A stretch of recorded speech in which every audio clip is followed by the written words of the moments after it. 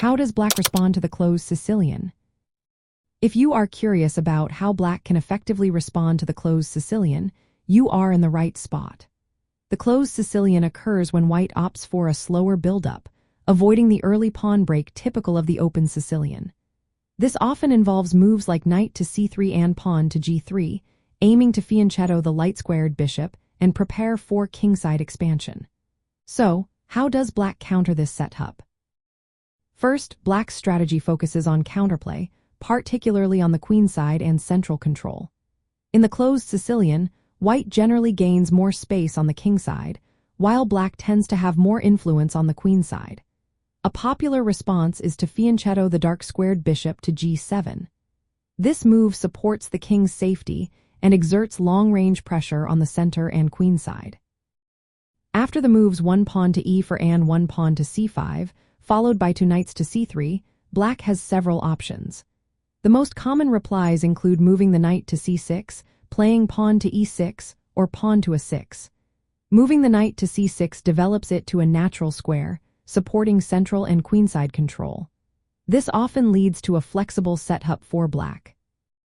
Another option, playing pawn to e6, prepares for a later pawn push to d5. This counters white's kingside fianchetto plans effectively. The move pawn to a6 is typical for players who favor the Najdorf or can variations. This move prepares for queenside expansion with moves like pawn to b5 and bishop to b7.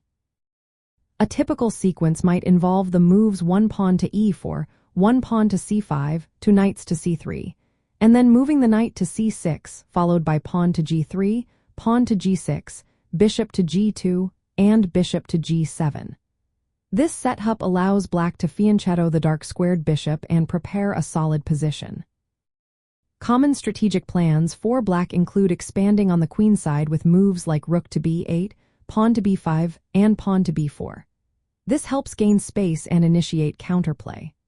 Central control is also vital, with moves like knight to d4, pawn to e5, or sometimes pawn to f5, challenging white's center and limiting their kingside ambitions.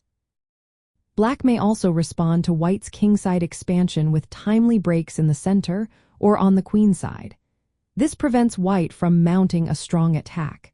An aggressive alternative for black is to play pawn to e5 early on. This move stakes a claim in the center and can disrupt white's plans. For players who prefer the dragon or Najdorf Sicilian setups, fianchettoing the dark-squared bishop and playing pawn to a6 can lead to familiar structures and counter-attacking chances. The choice between moving the knight to c6, playing pawn to e6, or pawn to a6 depends on black's overall strategy and comfort with the resulting positions.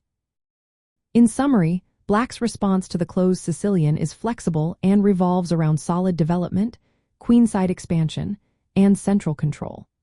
Moves like knight to c6, pawn to e6, and pawn to a6 are common starting points. Black aims to balance white's kingside space advantage by exerting pressure on the queenside and in the center, often leading to dynamic and strategic middle game battles.